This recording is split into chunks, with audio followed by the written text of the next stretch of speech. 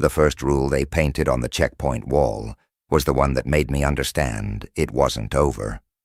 No singing, no humming, no whistling. Violation is a red tag. I read it twice in the sodium light, my ID card still warm from the scanner, and I thought about my mother, who used to hum when she was nervous, and I was glad she had died before the outbreak, so she never had to learn what a red tag meant. The soldier at the gate watched me read it. He was maybe 22. He had the tired eyes of a man who had already seen someone he knew dragged out of the line for clearing their throat the wrong way. "Move along, sir." I moved along. I always move along. That's part of how I'm still breathing at 47, when plenty of men stronger and smarter than me are not. They announced the outbreak was over 6 months ago. The president stood under a blue banner and said the word contained like it was a promise. The infected populations had been neutralized. The hot zones had been sterilized. The country was entering what they called the stabilization phase. There were parades in 3 cities. I watched one on a diner television in Wheeling, and the waitress cried into her coffee pot, and I didn't say anything because I had already learned that saying anything was the fastest way to lose what you had left. Then the new rules came. Not all at once. That's the part people don't understand when I tell them now. The rules arrived the way a slow leak arrives in a basement. First you notice the damp. Then you notice the smell. Then one morning you go down and the water is at your ankles, and you realize it has been rising for weeks, and you just weren't paying attention. My name is Daniel Keogh. I was a freight dispatcher before the collapse, and I'm a licensed courier now, which is the polite term for the men and women who carry sealed packages between stabilization zones on routes the military doesn't want to run themselves. I drive a gray panel van with reinforced panels and a governor that caps me at 55. I carry a laminated route sheet. I carry a transponder the size of a cigarette pack that pings my location every 90 seconds to a server I will never see. I carry 6 rules printed on a card in my breast pocket, and I have memorized all of them, because the 7th rule, the one not printed, is that forgetting a rule is the same as breaking it. The night this story really starts, I was 3 hours out of the Pittsburgh Green Zone, running a sealed medical container east on what used to be Route 30. The sky was the color of old bruises. My headlights caught the reflective paint on the mile markers, and every marker had a small stenciled number under the mile number, and those small stenciled numbers were new. They had appeared in the last 2 weeks. Nobody at the depot would tell me what they meant. That was the first wrong thing. The second wrong thing was the woman standing in the middle of the road at mile marker 41. She was not infected. I want to be clear about that, because in the first year we all learned to spot the shamblers at 100 yards, and she was not one of them. She was standing straight. Her hands were raised. She wore a gray jacket, and she had a child, maybe 7 years old, tucked against her hip, and she was lit up in my headlights like a photograph. I did what the rules told me to do. Rule 3. Do not stop for unauthorized persons on designated corridors. Report sighting at next checkpoint. Do not deviate. Do not communicate.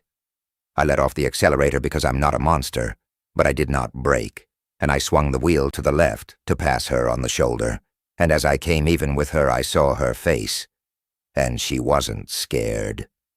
She was furious.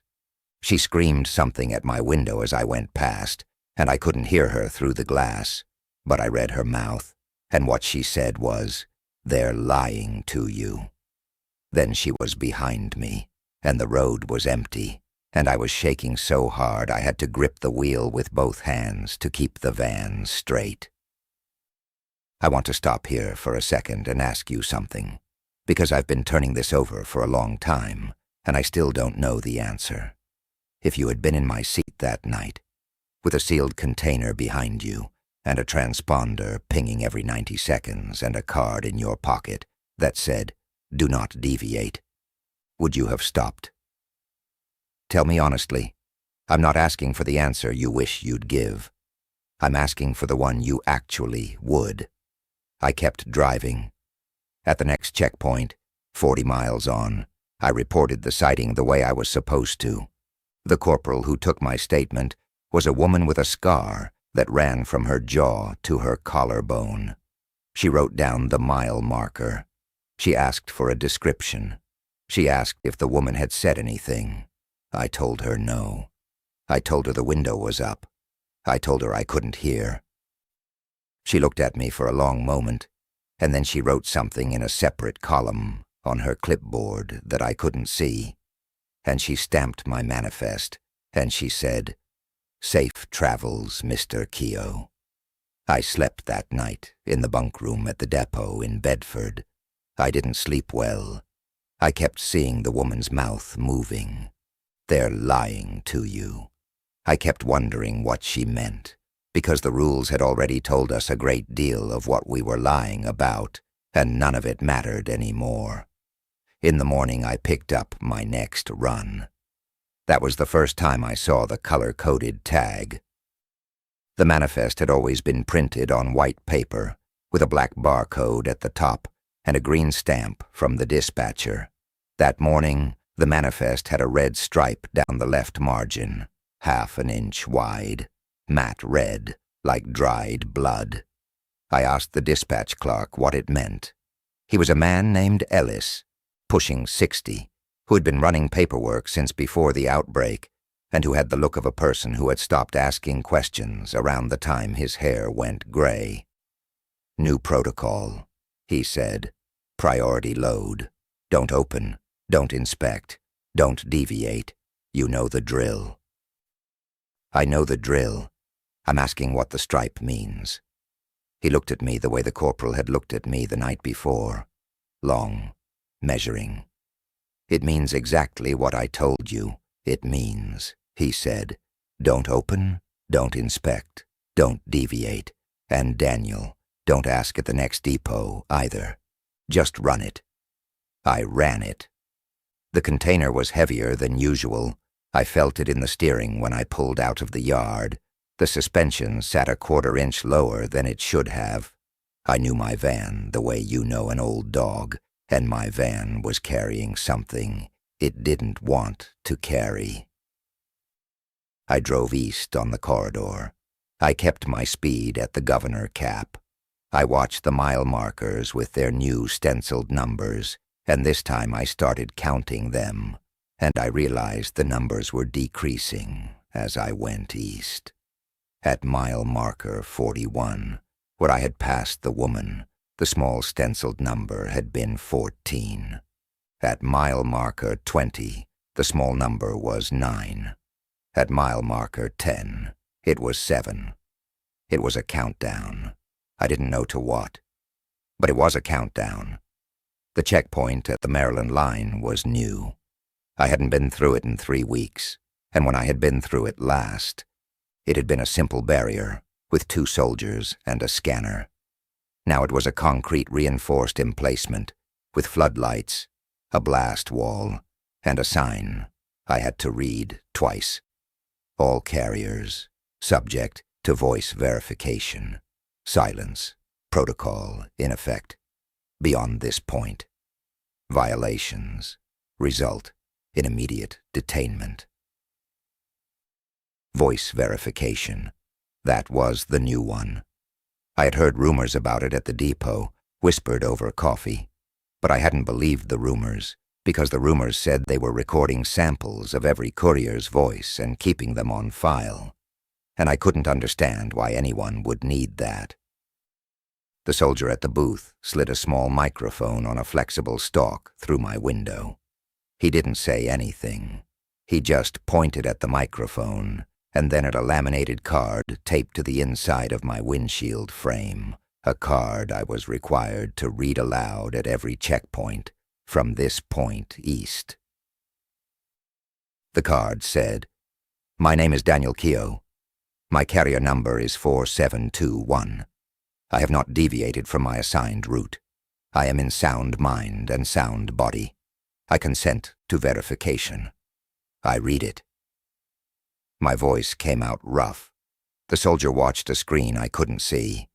The screen did something, and his face did something, and then he pulled the microphone back and handed me a small yellow chip, the size of a poker chip, and he said, "Present this at your destination. Do not lose it." I drove on. Here's the thing I didn't understand yet. The thing it took me another 2 weeks to piece together. The voice verification wasn't checking whether I was me. They already knew I was me. My transponder said I was me. My retinal scan at the depot that morning said I was me. My fingerprints on the steering wheel said I was me. The voice verification was checking something else, something in the sound, something they could hear that I couldn't. And the yellow chip meant I had passed. I thought about the woman on the road. I thought about her mouth. They're lying to you. I drove east into the dark, and the small stenciled numbers on the mile markers counted down, and I did not know what they were counting down to, and I kept driving anyway, because that's what the card in my pocket told me to do, and because I had learned, in the years since the outbreak began, that the people who kept driving were the people who kept breathing. I delivered the container at a military depot outside Hagerstown. 2 men in full hazmat suits rolled it off my van with a pallet jack. They did not speak to me. They did not sign a receipt. One of them scanned a barcode on the side of the container and nodded at a third man, who was sitting in a glass booth with a rifle across his knees, and the third man pressed a button, and a garage door rolled up at the back of the depot, and they wheeled my container into a space I was not allowed to see. The door came back down. The yellow chip in my pocket felt suddenly very heavy. I presented the chip to the depot clerk. She was maybe 30, tired, with ink stains on her thumb. She took the chip and dropped it into a slot in her desk without looking at it. She gave me a white chip in return. "Return load is staged in Bay 4, she said. "You leave at 0400. Don't be late." "What was the red stripe?" I asked. She looked up. Just her eyes. Her head didn't move. "You don't ask that, Mr. Keogh." "I'm asking." "No," she said, very softly. "You're not." She held my gaze for a long second, and in that second I understood that she was trying to save my life, and that asking the question one more time would cost me something I could not afford to pay. I took the white chip. I went to the bunk room. I did not sleep. At 0400 I rolled out with my return load, which was a single container labeled non-hazardous archive materials. It weighed almost nothing. The van rode high and loose on its springs. I drove west on the corridor, back toward Pittsburgh, and the mile markers now counted up instead of down.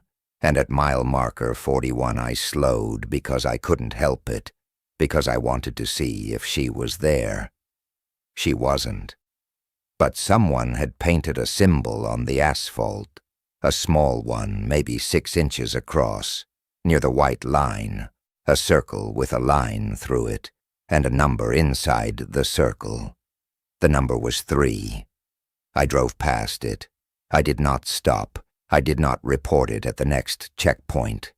That was the first rule I ever broke, and I want you to understand that I did not break it out of courage. I broke it because I was too tired and too frightened to form the words. Silence is its own choice, and I made it. If you're listening to this, and you've ever made that kind of silence, tell me where you're listening from. I want to know how far this story has traveled. I want to know who else is driving a road like mine. Back at the Pittsburgh depot, Ellis was at the dispatch window. He took my white chip. He logged my return. He did not meet my eyes. When he handed me my per diem envelope, his thumb pressed against mine for just a second longer than it needed to, and I felt a small folded piece of paper transfer into my palm. I put my hand in my pocket. I walked out. I did not look at the paper until I was back in my apartment, 3 blocks from the depot, with the door locked and the blinds down, and the lamp turned off so no one could see my shadow from the street. The paper said, Route 30, Mile 41, Friday 2300. Come alone. Bring nothing that pings. It was Wednesday. I want to tell you I thought about it carefully. I want to tell you I weighed the risk. But the truth is that I already knew I was going, from the moment I read the note, because the woman's mouth had been moving in my head for 2 days, and I needed to know what she had been trying to say. I needed to know what the numbers on the mile markers were counting down to. I needed to know what the red stripe meant, and what the voice verification was listening for, and why the clerk at Hagerstown had looked at me the way a person looks at someone who is about to step off a cliff. I needed to know, and that need was bigger than the rules. I spent Thursday doing the things a man does when he might not come back. I paid my rent 2 months ahead in cash. I wrote a short letter to my sister in Ohio and put it in an envelope on the kitchen table with her name on it. I ate a full meal for the first time in a week, because hungry men make bad decisions. I cleaned the van. I did not clean it like a courier cleans a van. I cleaned it like a man who is looking for things that should not be there. I found 2. The first was a small black device magnetically attached to the underside of the rear bumper, about the size of a matchbook, with a tiny green LED that pulsed once every 4 seconds. Not my transponder. My transponder was in the cab, bolted to the dash, factory installed. This was something else, something that had been added. The second was a microphone. It was tucked up into the headliner, above the driver's seat, so small I only saw it because I was looking for something, and the light caught the lens of it at exactly the wrong angle. It had a pinhole camera next to it. Both of them were wired into the van's main harness, drawing power from the same circuit that ran my interior lights. I sat in the driver's seat for a long time and looked at the dashboard and understood that I had been recorded, audio and video, on every run I had made for at least the last 4 months. Every song I had hummed under my breath, every time I had talked to myself about the road, every phone call, every rest stop, every moment I had thought I was alone. The silence protocol wasn't about protecting the cargo from noise. The silence protocol was about us, the couriers. It was about what they heard us say when we thought no one was listening. I left the devices where they were. I did not remove them. Removing them would have told whoever was watching that I knew, and I did not want them to know that I knew, not yet. I did move a few things around in the cab in ways that I hoped looked routine. I put a folded jacket over the passenger seat in a way that would partially block the camera's view of my face. I started humming, quietly, an old song my mother used to hum, and I kept humming it for the next hour while I worked, because if the microphone had been picking up my silence as data, then my humming was a small act of pollution against their signal, and I wanted to know if anyone would come to the door and ask me to stop. No one came. On Friday, at 2100, I left my apartment on foot, carrying nothing that pings. No phone, no transponder, no ID card. I had cash in my shoe and a folding knife in my jacket, and a paper map of Pennsylvania I had bought at a flea market 6 months ago for $1, because I had a feeling even then that a man should own at least one map his government didn't know he had. I walked 3 miles to a truck stop on the edge of the zone, and I paid a long-haul driver named Reuben $40 in cash to take me as far as the mile marker I asked about. Reuben didn't ask questions. Reuben was the kind of man whose entire professional philosophy was built around not asking questions. We rode in silence for an hour. He let me out at mile 39. I walked the rest of the way along the shoulder, in the dark, without a flashlight, and the cold came up through the soles of my boots and settled in my knees. At mile 41, there was a small concrete drainage pipe running under the road, about 3 feet in diameter, with a rusted grate across the mouth. The grate had been cut and re-welded so that it could be swung open without tools. I knew this because a hand reached out of the pipe as I approached, and a voice I recognized said quietly, "Keo, in here, now." It was the woman from the road. The pipe opened into a larger culvert, and the culvert had been fitted out with a few battery lanterns and some folding chairs and a map of the eastern corridor pinned to a board made of 2x4s. There were 4 people inside. The woman, a man in his 60s with the posture of a retired soldier, a younger man with a laptop in his lap and a shortwave radio at his feet, and sitting on a blanket at the back of the culvert, a small boy of about 7 years old, watching me with eyes that had seen too much and said nothing. The woman's name was Anna. The older man was Marcus. The younger man introduced himself as Trip, which I understood was not his real name and did not need to be. Anna did the talking. "The outbreak isn't over," she said. "You already know that, or you wouldn't be here. But what you don't know is that it was never what they said it was. And the rules aren't to keep the infection from spreading. The rules are to find the ones who are left. The ones who are left. The immune," Marcus said. His voice was gravel. "And the carriers. There's a difference, and the authority has a way of telling them apart. That's what the voice verification is. That's what the stenciled numbers are. That's what the red stripe on your manifest meant." I felt the culvert get very small around me. "My manifest," I said. "Your cargo yesterday?"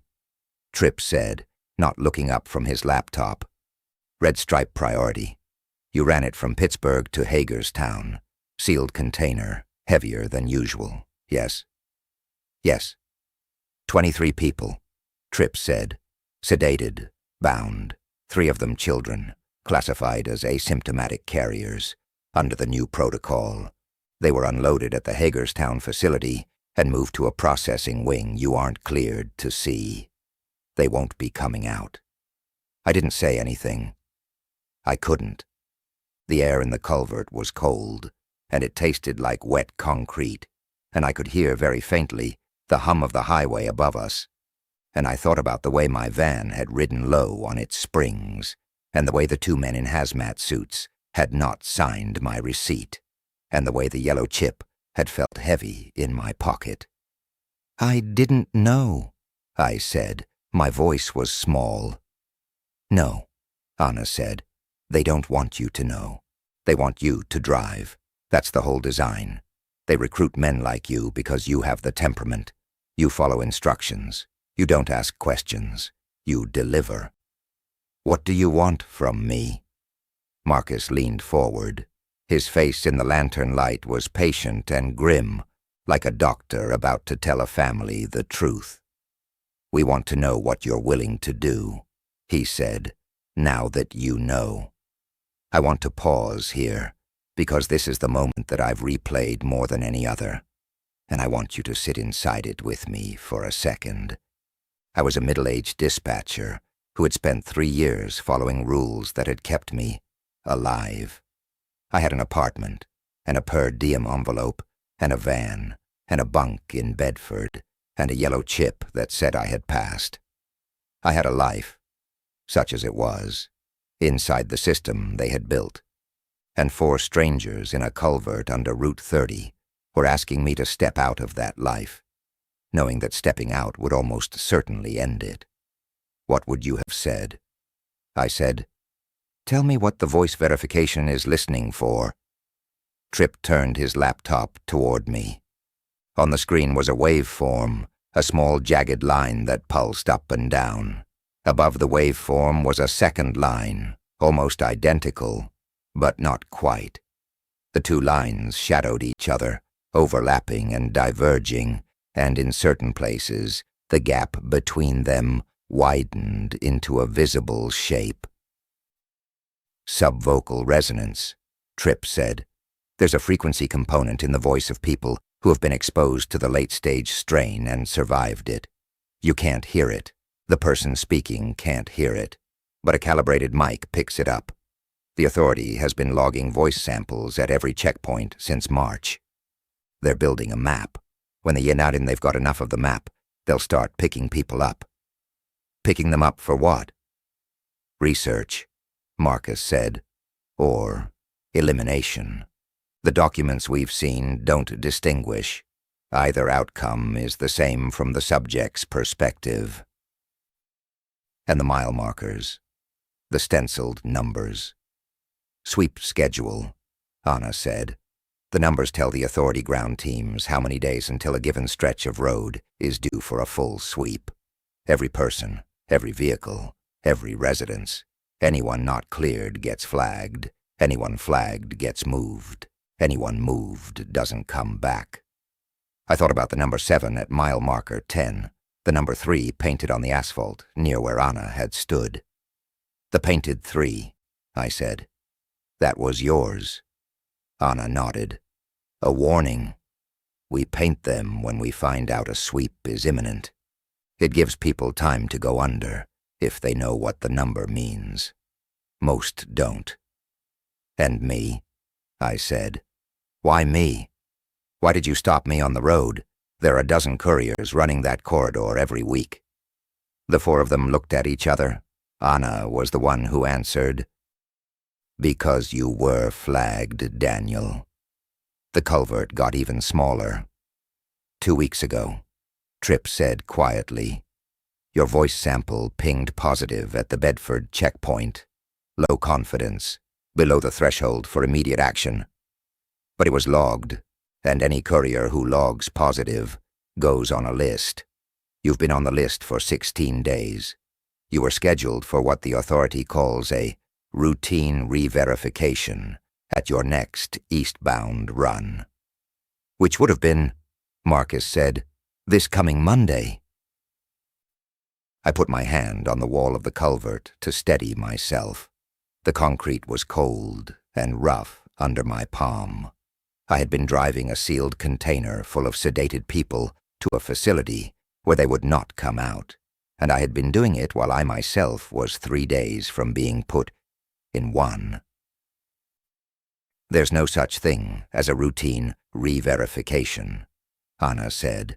I want you to understand that clearly. The word routine is the tell. Every courier who goes in for one of those does not come out. Then why are you telling me this now? I said. Why not 4 days ago? Why not before I ran the load? Because we didn't know about you 4 days ago, Tripp said. Your file surfaced in a pull we did from a compromised terminal on Wednesday morning. We had the meet set up for Friday, because Friday was the soonest we could get Anna on that stretch of road without tripping a patrol. I'm sorry about the cargo. I am. But we couldn't have stopped it and warned you. We had to choose. The boy on the blanket made a small sound, not a word. Just a sound. Anna glanced at him, and something in her face softened, and I realized with a late and terrible clarity that the boy was her son, and that the reason she had been standing in the middle of the road 2 nights ago was because she had known she had maybe one chance to reach a courier before the sweep numbers counted down to 0, and she had stood there in my headlights because standing there was less dangerous in her calculus than letting me drive past unwarned. I had driven past unwarned. "What do I do now?" I asked. "You have two choices," Marcus said. "You can go back to your apartment tonight. You can drive your route on Monday. You can go in for your re-verification. Maybe you pass. Maybe the low confidence ping stays low confidence and they let you keep running freight.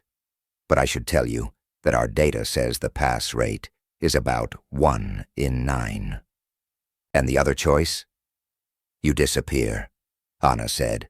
"Tonight, with us. You don't go back to the apartment. You don't pick up anything.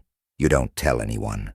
You become a ghost, and you work with us, because every courier who comes over is worth 10 of us. You know the corridors. You know the checkpoints. You know how the manifests read. You know the way a depot clerk sounds when she's lying. You are more useful to us alive and angry than to them processed."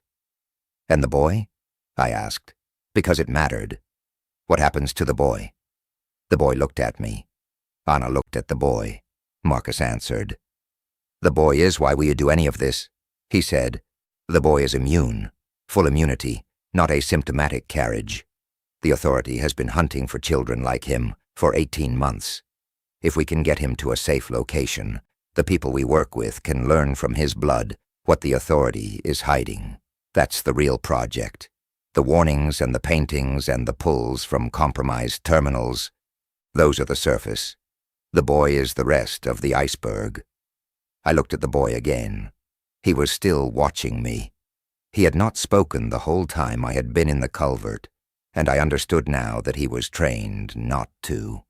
That silence was his only reliable defense.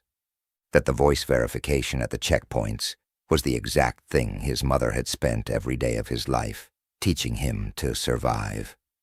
I thought about my apartment, the letter on the kitchen table for my sister, the per diem envelope, the bunk in Bedford, the yellow chip that said I had passed. I thought about the woman's mouth in my headlights. "They're lying to you." I thought about the sound the boy had just made. "Okay," I said. We left the culvert at 1:40 on Saturday morning. We did not go back to the road. Marcus led us on foot, single file, through a strip of woods that ran parallel to Route 30 for about 2 miles, and then we came down into a narrow hollow where an old farm track ran along a creek. There was a pickup truck waiting there, a beat-up green Ford with mud all over the tailgate, and a driver I didn't get the name of. And we got in the bed of the truck under a tarp, and we rode for another hour in the cold and the dark. The truck stopped at a farmhouse with no lights on. We went inside through a cellar door. The cellar had been extended, I saw as my eyes adjusted, into a series of low-ceilinged rooms that ran under a barn and a tool shed. There were cots. There was a small kitchen. There was a radio set up in a back room that Tripp went straight to. There were maybe 15 other people already there, moving quietly, doing small tasks by the light of battery lanterns, and not one of them spoke above a whisper. Anna put the boy to bed on a cot in a corner. She stayed with him until his breathing evened out. Then she came to where I was standing by the door, and she handed me a cup of hot water with something bitter in it. And she said, "Drink. Sleep if you can. We have work in 6 hours." What kind of work? She almost smiled. It was the first almost smile I had seen on her face. The kind that gets us the rest of the way there. I drank the cup. I lay down on a cot that had been assigned to me. I did not think I would sleep.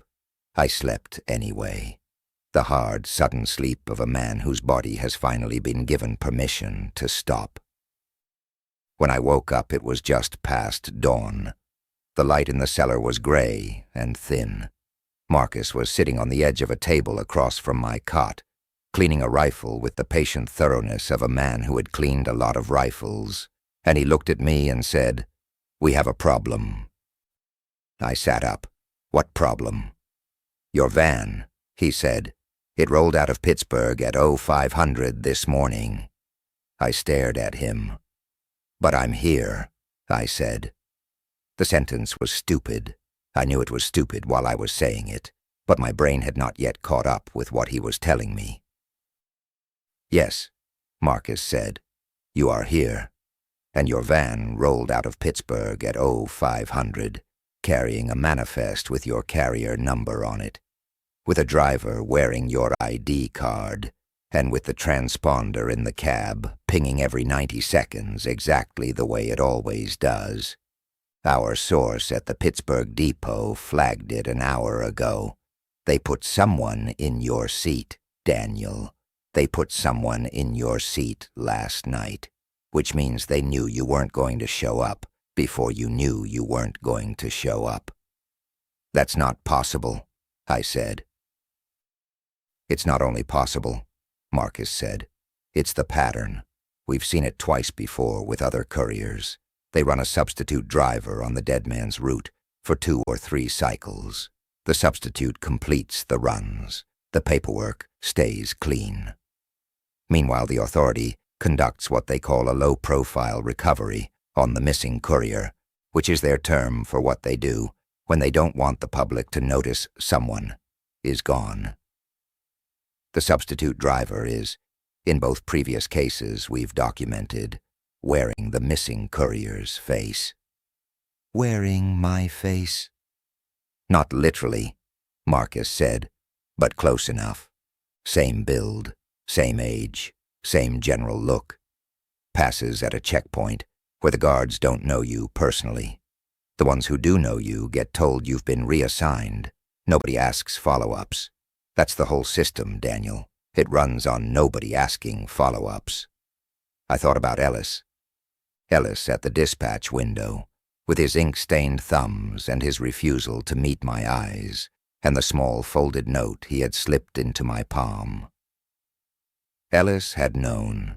Ellis had known, maybe not everything, maybe not the substitute driver, but he had known enough to slip me a note, and he had known enough to be scared, and I wondered now, sitting on a cot in a cellar under a barn, whether Ellis had been picked up yet, or whether they were letting him run for a while longer, because a scared dispatcher was more useful than a missing one.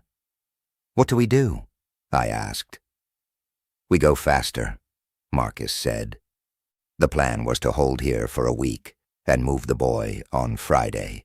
We can't hold for a week. A substitute driver in your van means the authority already knows you went off-grid Friday night. They'll work the timeline. They'll find the truck stop. They'll find Reuben. Reuben will give up mile 41 because Reuben is not a hero, and I would not ask him to be one. They'll sweep mile 41. They'll find the culvert. They'll follow the tracks. How long? 48 hours, he said. Maybe less. We move tonight. Anna came in while he was saying it. She had the boy with her. The boy was holding her hand, and he had a small backpack over his shoulders, and the backpack had a blue patch on it in the shape of a whale, and the patch was frayed at the edges in a way that told me the boy had loved that backpack for a long time, through a lot of bad days. You told him? She said to Marcus. I told him. She looked at me. Are you with us? I'm with you. Then you drive. I blinked. We have a vehicle, she said. Not a van. A utility truck, old, with a valid work order that will get us through 2 of the 3 checkpoints we need to clear. The 3rd checkpoint has voice verification. The 3rd checkpoint has a microphone on a stalk. And the authority is right now updating its watch list with the name Daniel Keogh, which means that as of tonight, your voice, specifically, trips the system. Then, how do I drive? Anna reached into her pocket and pulled out a small plastic case, the kind a dentist gives you for a retainer. She opened it. Inside was a thin, flesh-colored strip, almost translucent, with a tiny electrical contact at each end. Palette insert, she said. It shifts the resonant frequency of your voice, just enough to spoof the verification. It's not perfect. It works about 70% of the time, which is better odds than any of the alternatives. You wear it, you read the card, you get waved through. The trick is that you have to sound calm while you're wearing it, because it makes your mouth feel full, and panicking with a full mouth will get you flagged for secondary screening no matter what frequency your voice is at. How do you know it works? Because I've worn it through that checkpoint twice, Anna said. Both times I sounded calm. Both times I got through. You will too. And if I don't, then you don't, she said. And we lose the boy, and we lose the work, and the authority has a very good week. So don't fail, Daniel. I thought about the woman who had stood in my headlights 2 nights ago. I thought about how she had known, even then, that she was going to need me.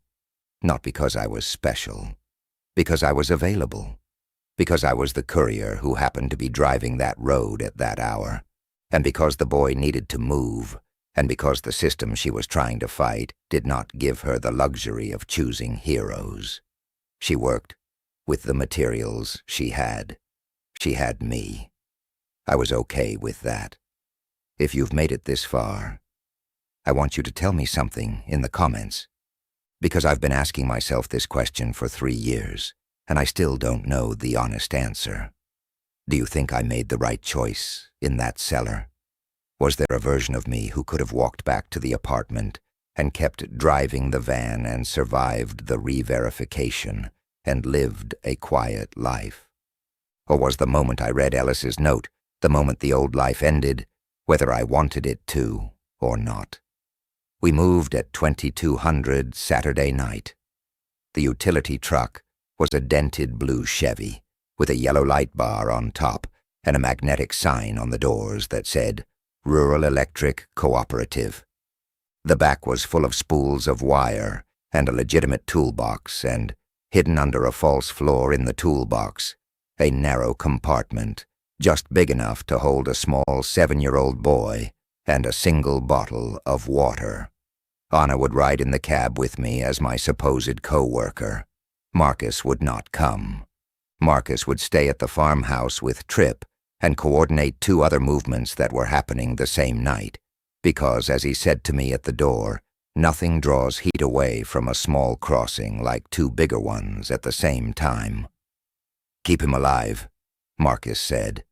He was looking at the boy, not at me. Whatever else happens, keep him alive. I will, I said. We rolled out at full dark. The first checkpoint was 15 miles west, on a secondary road that fed into a bypass around the green zone. The work order held. The guards waved us through. The second checkpoint was another 30 miles on, at a county line, and the guard there actually knew the cover identity on my false ID, because the cover identity was a real electrical cooperative employee whose name and face Anna's people had arranged to borrow for the night. I signed a clipboard. I answered a question about a transformer. The guard told me to drive safe. We drove on. The third checkpoint was at 2:40 Sunday morning, at the entrance to a valley that the authority had designated a restricted access corridor for reasons the public was not told. It was the checkpoint with the voice verification. It was the checkpoint Anna had warned me about. I had the pallet insert in my mouth for the last 40 miles. It felt exactly the way she had said it would feel, like a piece of wet cardboard wedged against the roof of my mouth, and my instinct was to keep working it with my tongue and to speak carefully around it. And she kept glancing at me in the dim dashboard light and saying, quietly, relax your face, relax your jaw, you're doing fine. The floodlights of the third checkpoint came up around a bend.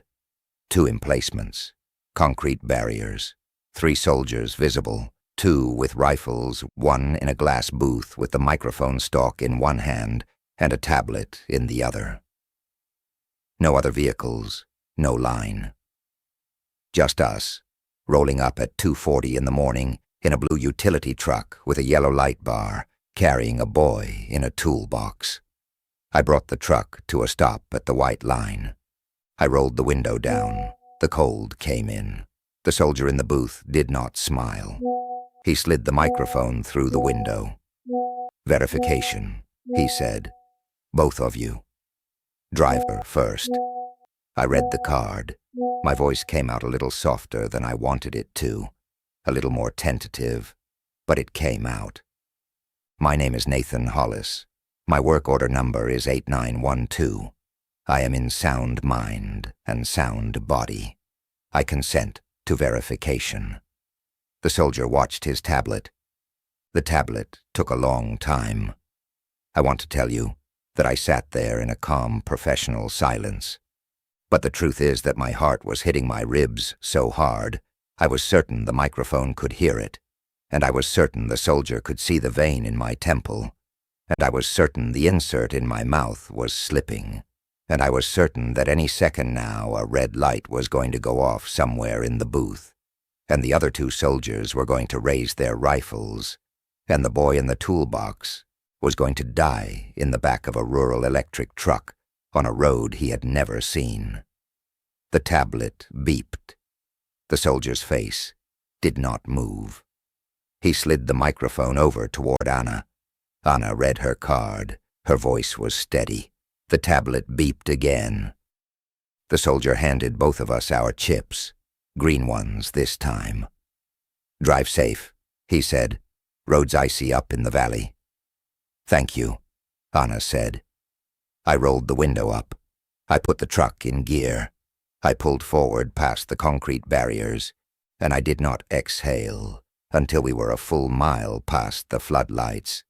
And when I finally did exhale, it was a sound so ragged that Anna put her hand on my wrist and held it there for a long moment without saying anything. And then she took the insert out of my mouth with a pair of tweezers and dropped it into a small metal tin and snapped the lid closed.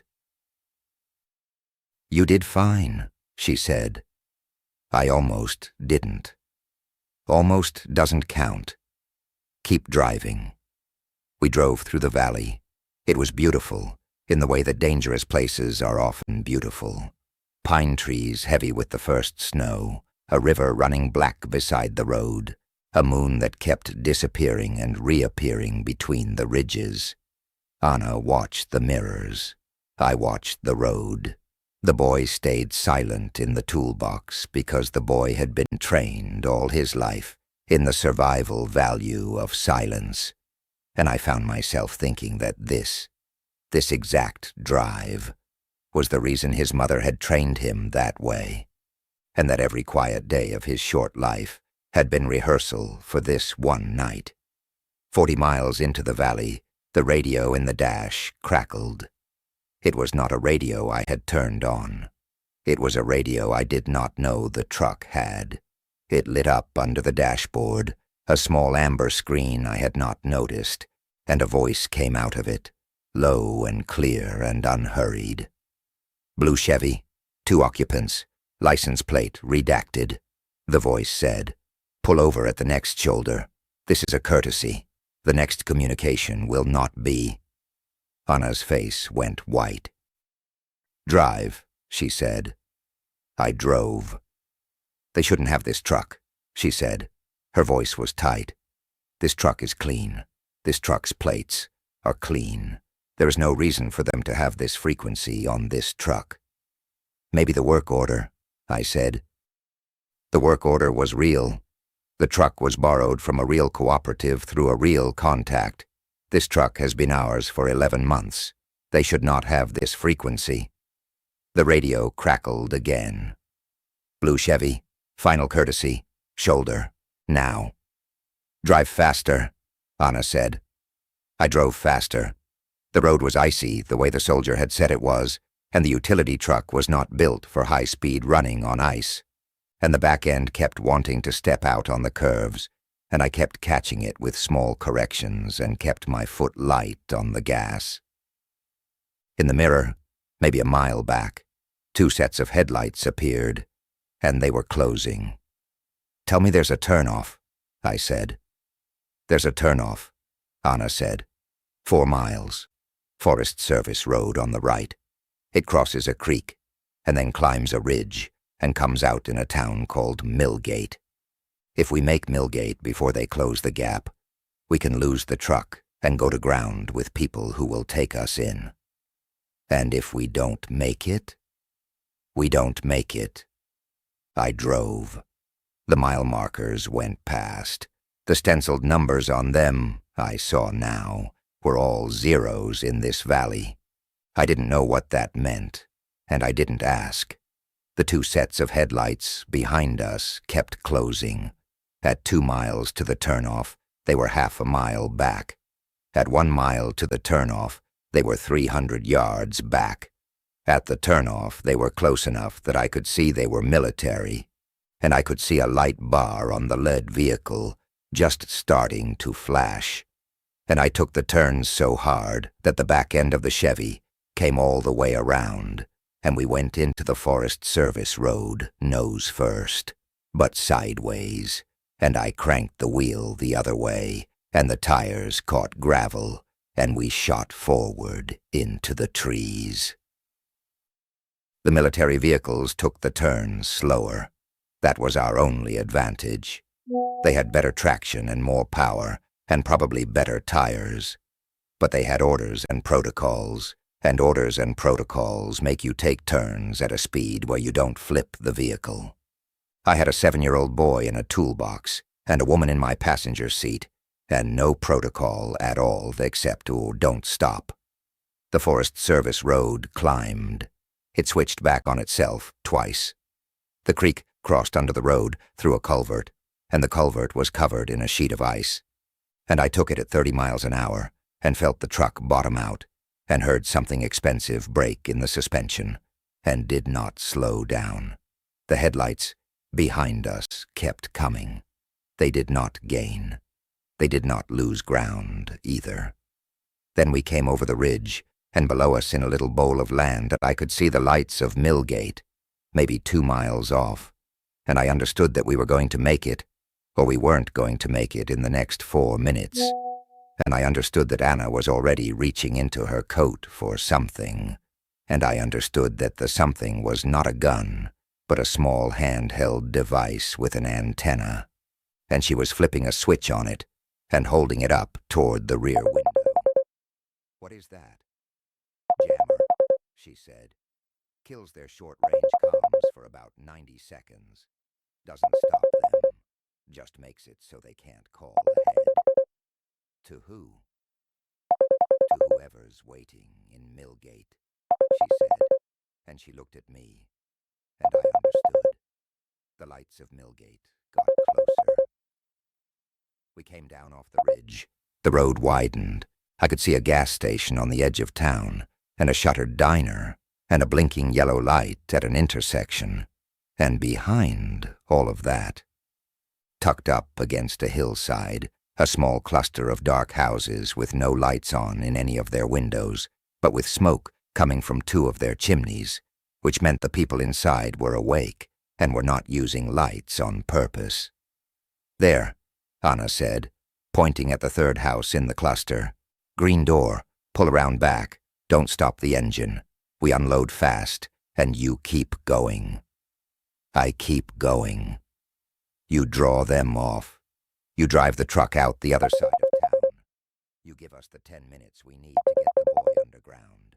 Then you ditch the truck in the river at the bridge east of town, and you walk back along the tree line to the house. You understand? I understand. The headlights behind us came down off the ridge. Anna's jammer was still up. The radio in the dash was silent. We rolled into Millgate. I pulled around back of the green door house. Anna was out of the cab before the truck fully stopped. She popped the toolbox. She lifted the boy out. She set him on his feet. He was stiff from the cold and from being folded up for 2 hours, and he looked up at her, and she looked at him, and she said very softly, Go with Mr. Alder. I'll be right behind you." A man I had not seen come out of the house was standing at the back door, holding it open. He was maybe 70. He had the same careful, patient face as Marcus. The boy went to him. The door closed. Anna climbed back into the cab. "You're still with me?" I said. "I'm still with you. I'm not leaving you to run the distraction alone, Daniel. That was never the plan. The plan was always that we run it together and make them chase 2 instead of 3. And Mr. Alder takes the boy underground while we draw the heat." "Then drive," I said. "You drive," she said. "You're better at it than I am. Go east. The bridge is 4 miles. We ditch the truck in the river.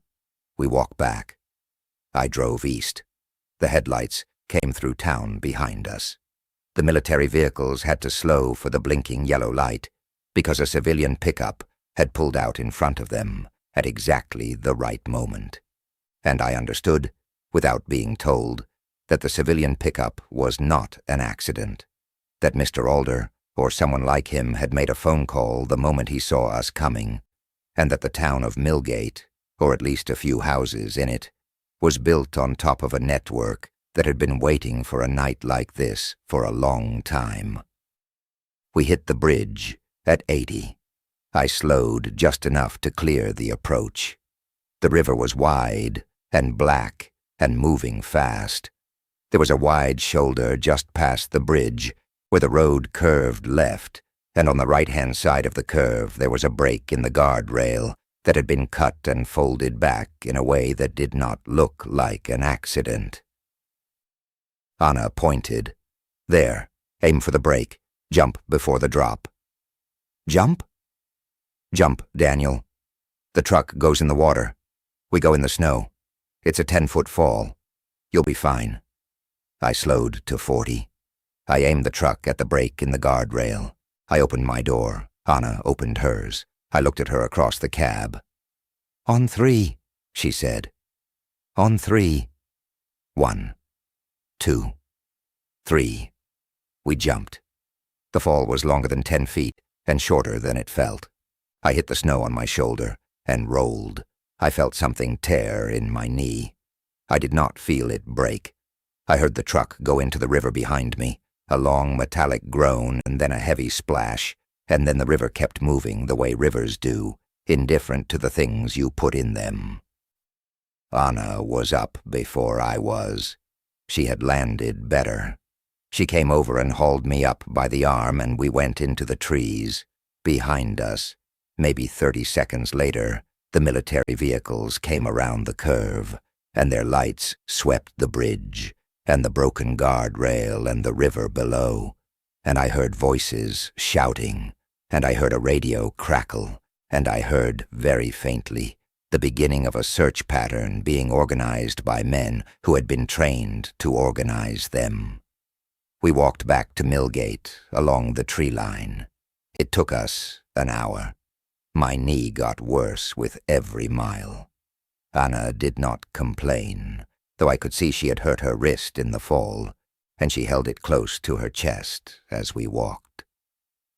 We reached the back of the Green Door house just as the first gray of dawn came up over the ridge. Mr. Alder opened the door before we knocked. He looked past us, out at the road, for a long moment, and then he pulled us inside. The boy was asleep in a back bedroom. Anna went to him. I sat down at a kitchen table I did not know, across from an old man I had met only in the last 5 seconds, and I put my head in my hands, and I breathed, and I understood that I was alive, and that the boy was alive, and that we had made it this far, and that we were very far from done. Mr. Alder put a cup of coffee in front of me. The coffee was real. I had not tasted real coffee in a year. "You did well," he said. "The military vehicles," I said. "They'll sweep this town." "They'll sweep this town," he agreed, "in about 4 hours. By then the boy and Anna will be 60 miles north of here, in a different vehicle driven by a different person, and you and I will be sitting in the basement of the Methodist Church playing chess with 4 other men who have nothing to do with any of this. They will not find what they are looking for. And then you recover for a week, he said. You sleep, you eat, your knee heals, and then we talk about what comes next. What comes next? Mr. Alder smiled, for the first time, a small and tired and entirely real smile. You keep driving, Daniel, he said. Just not for them. I spent the week in Millgate. Anna and the boy left that morning, as Mr. Alder said they would, in a battered blue sedan driven by a woman who introduced herself only as Fran. Anna stopped at the door before she got in the car. She did not hug me, because that was not what the moment called for. She looked at me for a long time, and she put a folded piece of paper into my hand, and she said, "Don't read this for a month. When you do, burn it after." "What is it?" "Where I'll be," she said, "if you need to find me, and Daniel. Thank you." "For what?" "For stopping," she said. "Eventually." Then she was in the car, and the car was on the road, and the boy was in the back seat with his backpack on his lap, and he looked at me through the rear window, and he lifted one small hand, and he waved. It was the first sound or gesture he had offered me the entire time I had known him. I will carry that wave with me until I die. I stayed in Mr. Alder's house for 3 more days. My knee was not broken, but the ligament had torn, and I had to keep it iced and elevated, and I spent most of those 3 days on a couch in his front room, looking at the ceiling and thinking. On the 4th day, I moved to another house down the street, owned by a retired schoolteacher named Mrs. Koenig, because the sweep had come and gone, and a second sweep was not expected for 11 days, but staying too long in any one house was how a town like Millgate stopped being a safe town. I helped Mrs. Koenig with her woodpile. I read a book from her shelf called A Field Guide to the Birds of Eastern Pennsylvania, which was maybe the most peaceful thing I did that whole year. On the 7th day, Mr. Alder came to Mrs. Koenig's kitchen. "It's time," he said. "Time for what?" "To talk about what comes next." What came next was a small barn on the edge of town, and inside the barn, under a false floor in a stall that had not held a horse in 30 years, was a vehicle. It was a gray panel van, dented in a few useful places, with an old commercial plate and a valid work order for a plumbing company in a town I had never heard of. The work order would get me through 2 checkpoints. The 3rd checkpoint, the one with voice verification, I would handle with an insert in a small metal tin that was already waiting for me on the passenger seat. In the back of the van, in a custom compartment behind a false wall, there was room for 3 people. Adults, sedated if necessary, awake if not. The compartment had a ventilation line and a small light and a panic button that would chime a soft tone in the cab if anything went wrong inside. "You're going to move people," Mr. Alder said. "Not boxes, not cargo, not children, not usually. Adults mostly, who have been flagged for re-verification and who have chosen, the way you chose, not to show up for it. We can reach some of them in time, not all. The ones we can reach need a driver. The driver needs to be someone the authority thinks is already dead. And they think I'm dead. They think you're dead. The substitute in your van completed 3 runs last week on your name. Last Thursday, he was found in a motel room off I-76 with a self-inflicted gunshot wound and a suicide note signed Daniel Keogh. The note apologized for nothing in particular. The case is closed. Your file is stamped. I thought about that for a long time. A man had been killed to close my file. A man whose face looked enough like mine to sit in my seat for a week. A man who had not known, when he took the job, that the last line of it would be a motel room and a signed note in a handwriting that was not his own. "I'd like to know his name," I said. "You can't know his name," Mr. Alder said. "Not yet. Maybe not ever. That's one of the rules." "Your rules?" "Our rules. We have them too, Daniel. We try to make them fewer and better than the ones you used to follow, but we have them."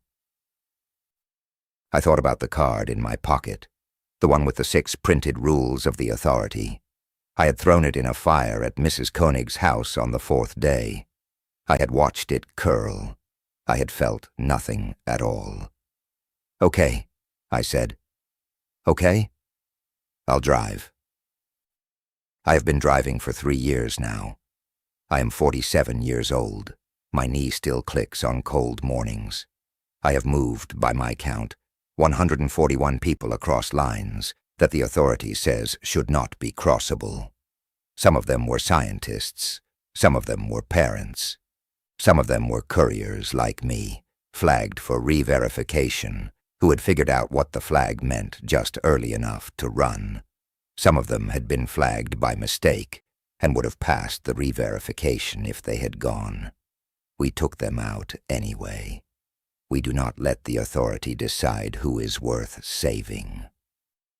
The rules keep getting stricter. They always do. The mile markers have new numbers now, and the numbers mean new things.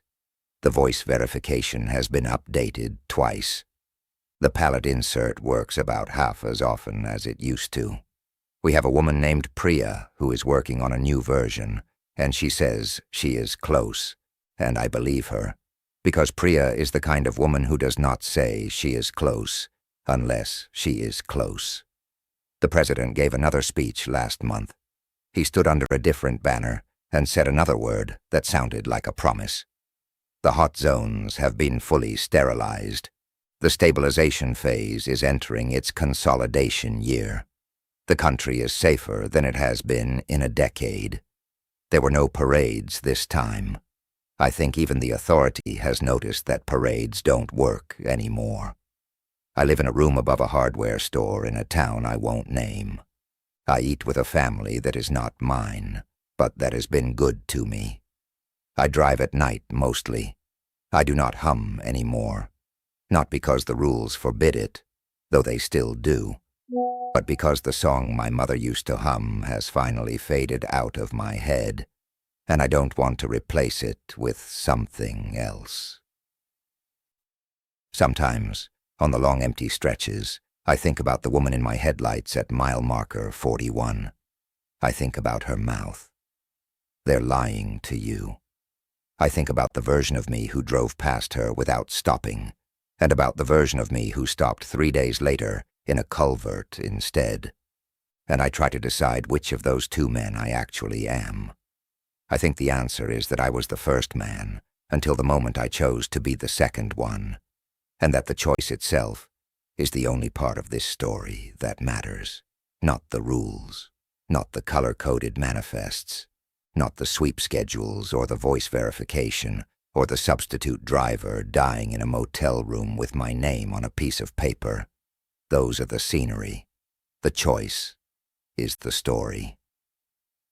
And every night that I put the key in the ignition of a gray panel van that belongs to a plumbing company that does not exist, I am making that choice again. And I will keep making it for as long as my knee holds and my hands work, and the authority keeps printing new rules on new walls. They told us the outbreak was over. They were telling the truth about the wrong thing. The infection is mostly gone. The sickness in the cells, the thing that used to make people fall down and get back up wrong, that is mostly gone. What replaced it is what happens whenever a system survives a crisis and decides it'll like the shape the crisis gave it. The rules got stricter because stricter rules kept the people in charge. The mile markers got numbered because numbering lets you sort people into who gets swept and who gets passed. The voice verification came in because a system that can hear what you can't hear is a system that can never be argued with. The outbreak is over. The hunt is not. If you're listening to this, and you drive a road like mine, or you live in a town that has started painting numbers on walls, or you have a child who has been trained his whole short life to be silent, I want you to know that there are culverts under highways and cellars under barns and houses with green doors in towns you have never heard of. And inside all of those places there are people who have not accepted the new rules, and those people are waiting for you. Stand in the middle of the road if you have to. Someone will see you. Someone saw me. If stories like this one are the kind you want more of, stay with the channel. I have more road to cover, and the road keeps giving me reasons to come back. My name is Daniel Keogh. I was declared dead in a motel room off I-76 3 years ago. I am still driving.